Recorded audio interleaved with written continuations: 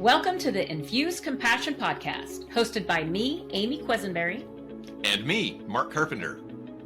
We are on a mission to make this world a kinder place for us all by bringing healthier human connection to communities, families, and organizations of all types and sizes.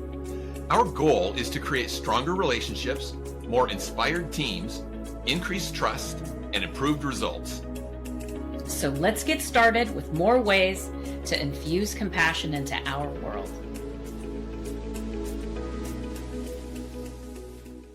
Please be aware that this episode addresses mistreatment of children and other sensitive and challenging topics. It may not be appropriate for younger audiences. Welcome back, Compassionators, to another episode of the Infuse Compassion podcast. I'm really excited to turn it over to my good friend Mark to do the introductions today. This is going to be very real and very powerful. Mark. Thank you, Amy, and welcome, Compassionators. Great to have you back on another episode. I'm excited about our conversation with our guest today. It's someone that I have followed for a long time, and we've even conversed over social media and other electronic means, but we've never met before. And so this is a great opportunity for me. So let me introduce you to Tammy Rene. As a survivor of childhood sexual and physical abuse in a cult, Tammy brings her personal experience of overcoming trauma to audiences in an effort to inspire hope and understanding. Her messages offer victims of childhood trauma keys to healing and offer insights for helping lift those who struggle on their healing journey. Tammy's life story dismantles the stigma of mental illness and shows that regardless of the pains and heartache we are called to go through, all of us can find light and hope, ultimately thriving in a life that is uniquely our own. And that's a quote from one of her works. She currently volunteers with her local suicide prevention network as a PTSD support group facilitator. She's also worked as a CASA. And those of you who don't know what that is, that's a court-appointed special advocate, which advocates on behalf of abused and neglected children. She has 2 podcast series of her own, Survivor Shift, Moving from Surviving to Thriving, where she interviews others about critical shifts in thought and behavior that allowed them to move forward after trauma, and Building on the Light, where guests share pieces of light they've discovered that help them continue to build a life they can thrive on. So I hope after that, you're all very excited about this episode too. Tammy, welcome to the Infuse Compassion podcast. Thank you so much. I'm excited to be here and be a part of the great work you're doing. I love this. Infuse Compassion. What a tool for building on the light. I love it. I love it. When I first heard the title, I'm like, I got to know more about these people. Well, thank you so much. Tammy actually admitted that even before we invited her to be on, she had listened to the podcast. I was like, that's awesome. Because a lot of the work that you're doing, Tammy, has to do with infusing compassion into people's lives. Your best-selling memoir, Miracles in the Dark, is the title. And it's interesting. I'm looking at your background there where it says the book is Miracles in the Dark, but the little post behind you over your right shoulder says Build on the Light at the bottom of it. And so there's that contrast of dark and light.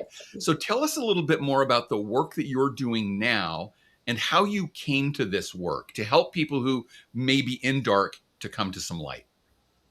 Okay, what I'm doing now is largely through my podcast and through my website. I have a blog on my website, and then, of course, podcast on YouTube. And what I want to do is anybody that is looking for some message of hope or some lifeline to hold on to in a dark place, that just offering another piece of light for them to grab.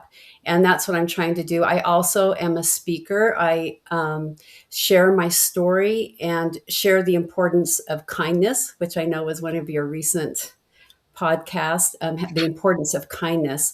And so also in this work that I'm doing, I'm talking to people who know people that are really struggling and give them insights to the reality. It's not, overcoming trauma is not about putting a plastic smile on your face and saying the past doesn't matter. It's about facing trauma and being brave enough to move through it to the other side, trusting that there's light on the other side, hence the dark and the light contrast. My life is totally a metaphor for deep darkness and amazing and beautiful light.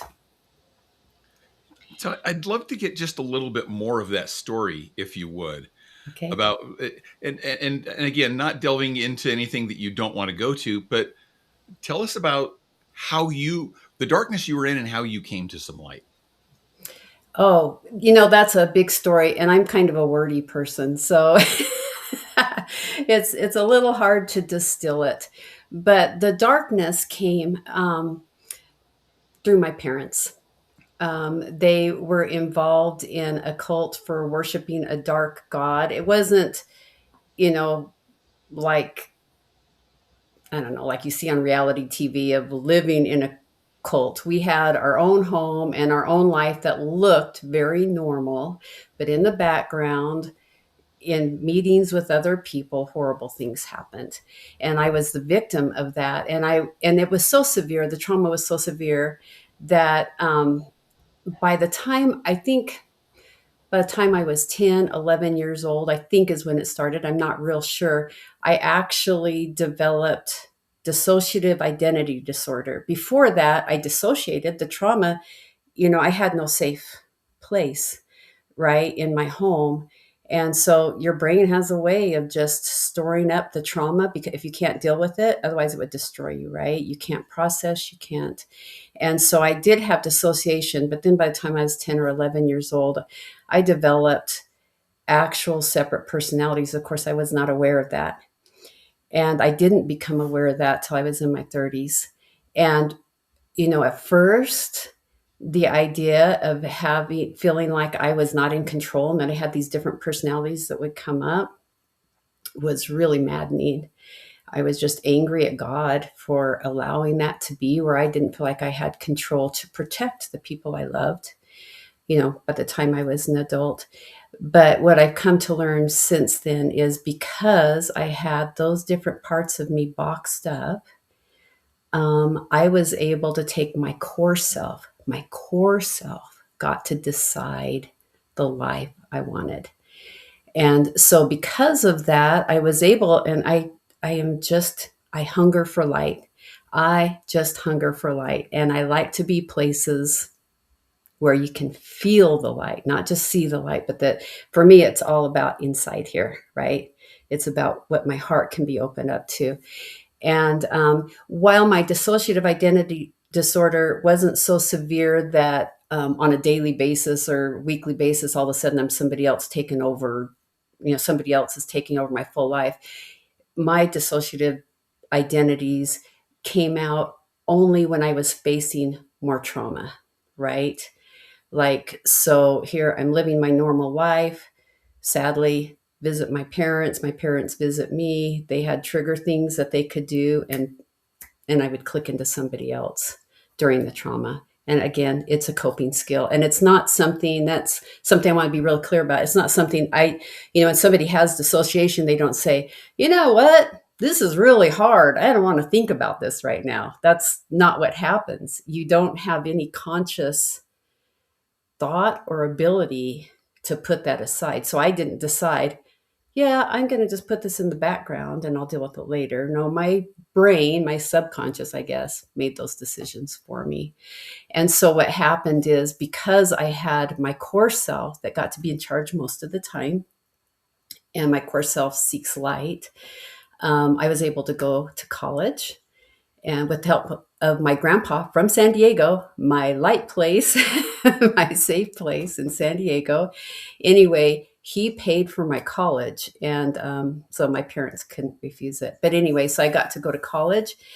And it was really hard at first because it was like a prisoner being released from prison all of a sudden. And you have no clue how to just do daily things, right? I was good at school. So that was my safe place. So I knew how to do school stuff, but I didn't know how to do life stuff. How do you just live, like grocery shop, cook, you know what I mean? Just that kind of thing. So it was hard, but once I got the feel for that, then, I gravitated toward light things. And I am beyond blessed that I found a young man back then who, I dated because he was fun and I thought he was pretty good looking, right?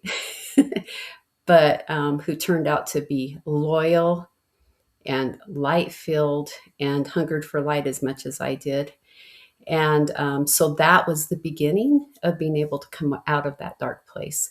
And so, and then as we built our life, we got married pretty young, and then and we had children fairly soon.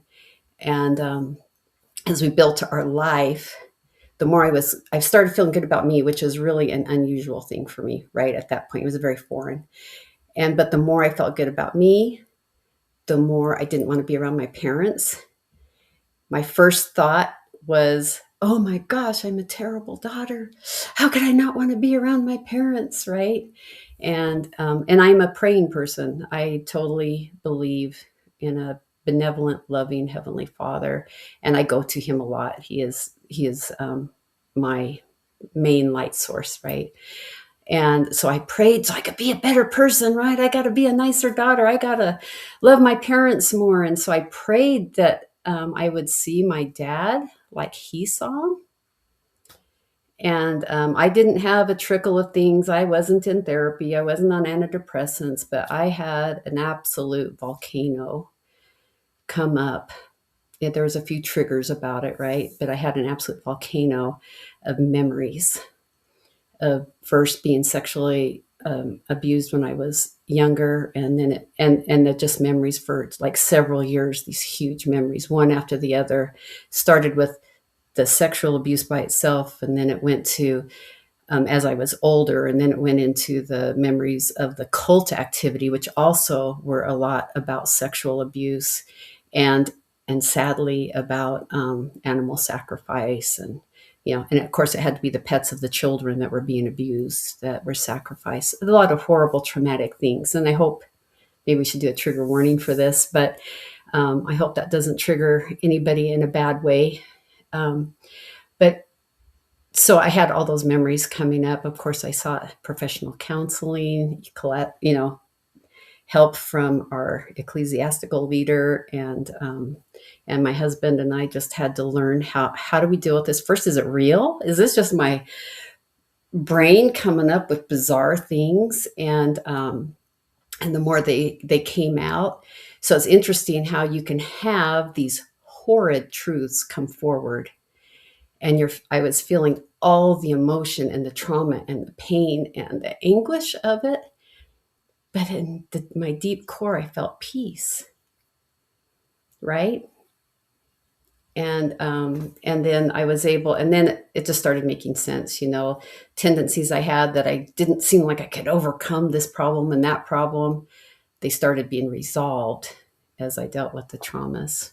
So there's the long answer to probably a short story, but so yeah, that's my story of coming, the beginnings really of coming from the dark into the light. And then I'm naturally a writer. I love to write. It from the time I was little, it's a freeing thing, right? Just to write. It was a self-expression. Writing and music are, they're like your personal way to express yourself when you don't have anybody safe around you, right? But you have to have self-expression through some way. And anyway, so that was my self-expression. So during my healing years, which they're still my healing years, don't get me wrong, it's not over, right? But in my adult years, as I was dealing with these things, I did take to journaling and writing, the good, the bad, the ugly, and everything. And then as once we were kind of coming out of the onslaught of memories after a few years, my husband and I, we were a team about it, and we had to learn to work together, and he was very good for doing that. We didn't always do it perfectly, but we were both committed to trying to get through this. And anyway, and you just have, it's like you have all this garbage. And so now I call it recycling my garbage. I didn't have that. I didn't think of it that way before, but all I knew is there's got to be something good to do with having come through so much hard, right? There's got to be something good to do with that. And I know in my own, in the beginnings, when I'm trying to sort this all out and feeling like I'm the only one that has ever been through these things, well, it's not true.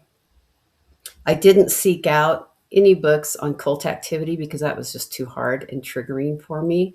But I did seek out books, self help books, and things about sexual abuse. And while the ones that were really graphic were not helpful, there were some people that wrote books that they talked about the reality of what happened, the hard things that happened, but then they gave tools, right? And they gave hope. And there's some people, they couldn't even maybe define the tools that they used, but they were in a good place and they offered hope. And I'm like, that's what I want to do. So that's when my deciding to publish a book came about. And it only took me 15 years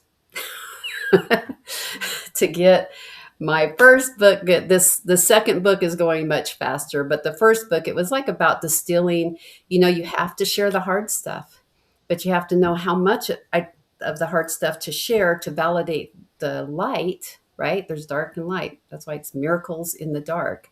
The focus hopefully being the miracles, but the dark is part of what helps you appreciate the light, right, of the miracles.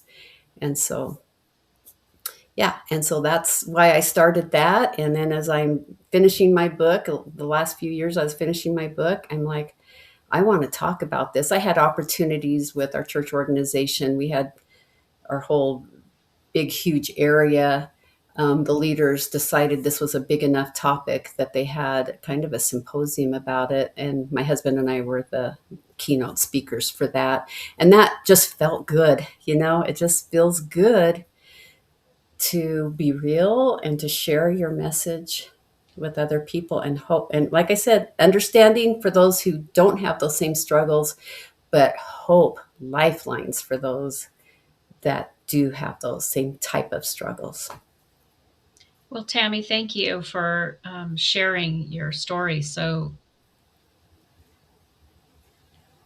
with just such truth and strength. I'm I'm I'm truly sorry. I can't imagine experiencing what you've experienced. Um, where what I'd like to go to, this place I'd like to go to is thinking of the person that's listening right now, Okay. and they're in the darkness. What's something, because I heard you say two key things. You said a lot of things, but there are two key things that I heard where you talked about the light, your grandfather, and this wonderful man that you met who is now your partner in life, right? Right.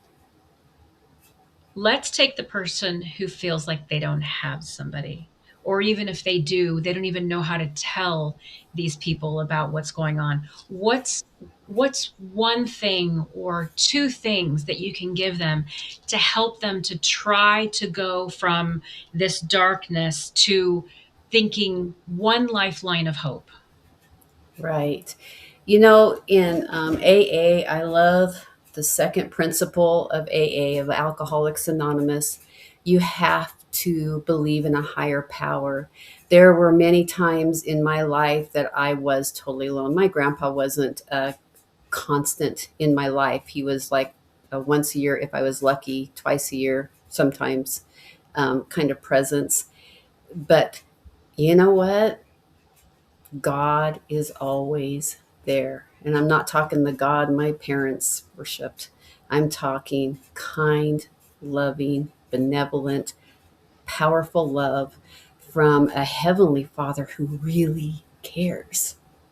And I would not have made it through my childhood. From a very young age, I was blessed to learn about him, and something in my heart said, okay, I'm going to hang on to that. That was my first lifeline. And so, whatever you call your higher power, my higher power is Jesus Christ.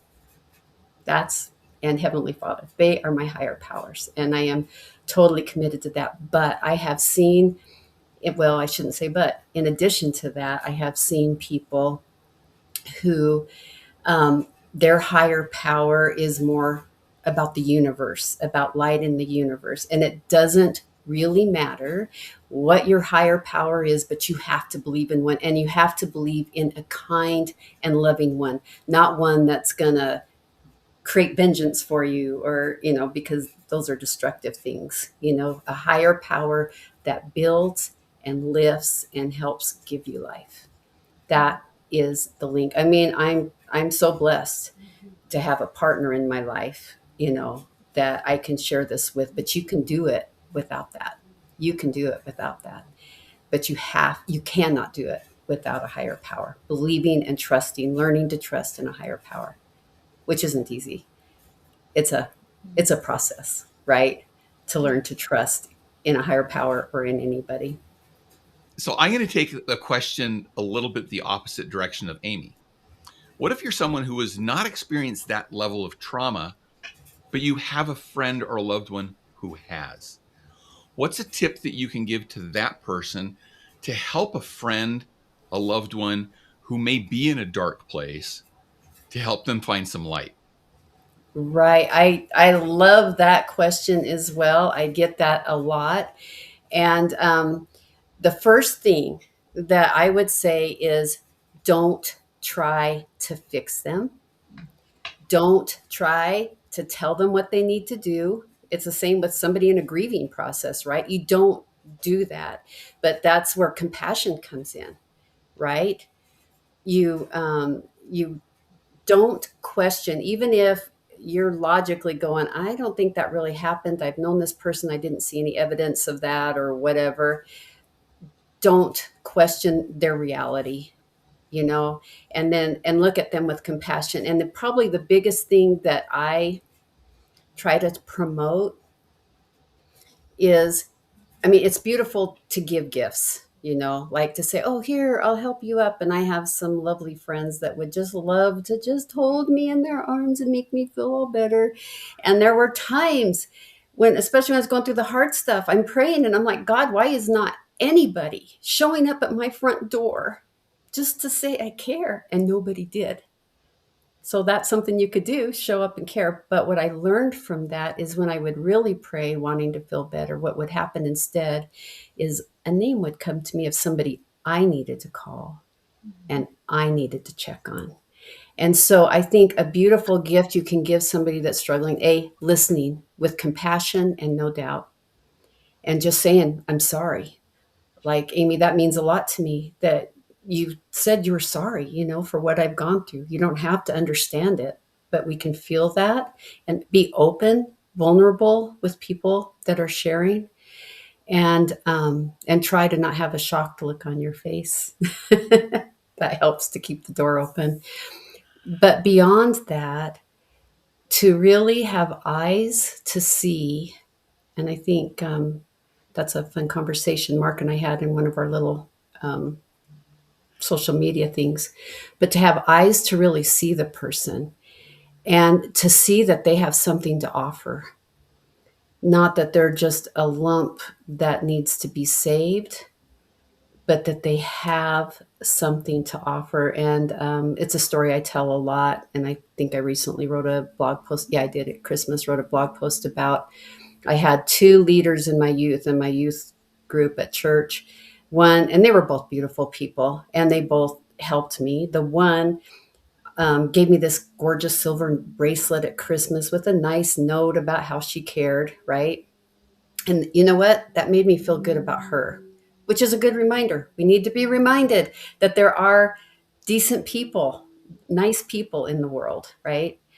But what another leader did at the same time was insist that she needed my help. Later, I found out she's a dance major, right? Graduated dance major. But she needed my help, my shy, inept 16-year-old self's help, to choreograph a dance to teach to the other young women that were there. And it was interesting. I was reluctant. I said, yeah, and I didn't show up. She came to my house and gently just said, I really need you to help me with this.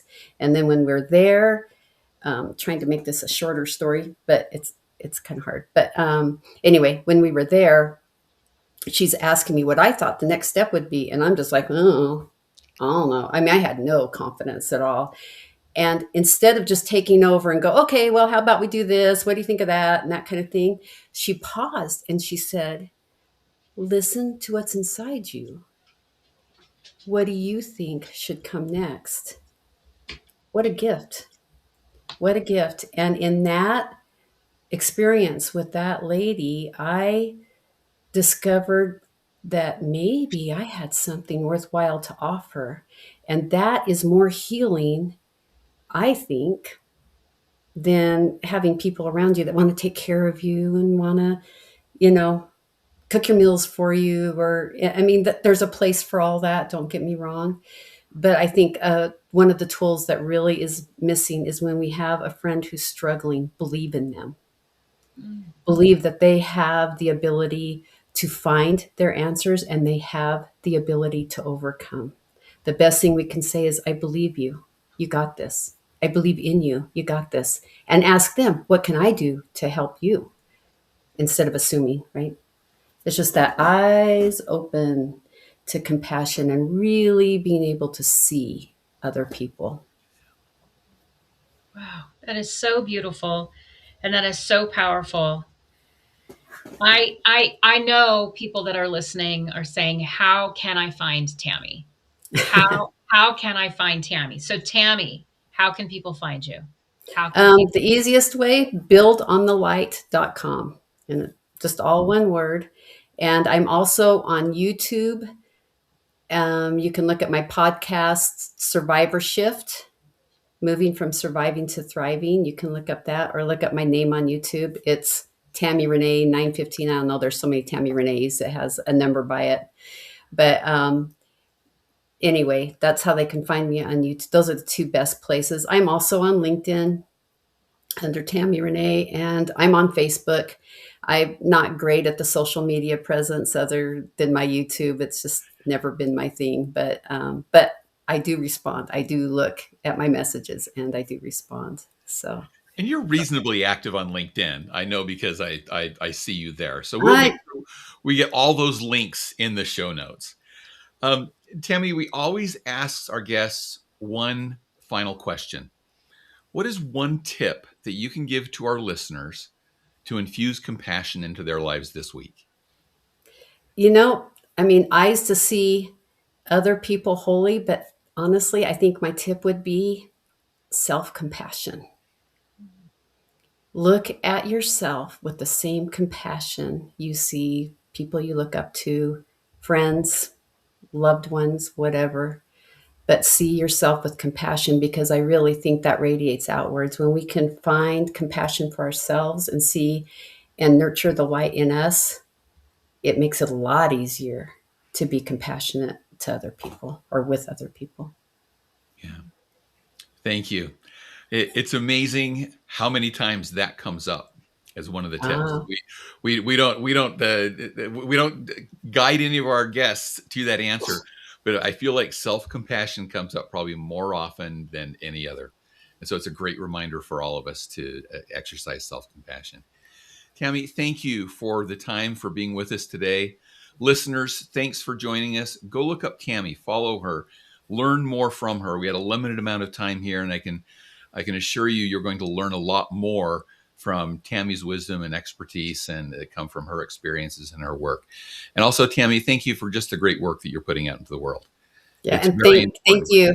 I love just kind of joining hands with people that are trying to do the same things. You know, let's get compassion, kindness, and all of that as much out in the world as we can.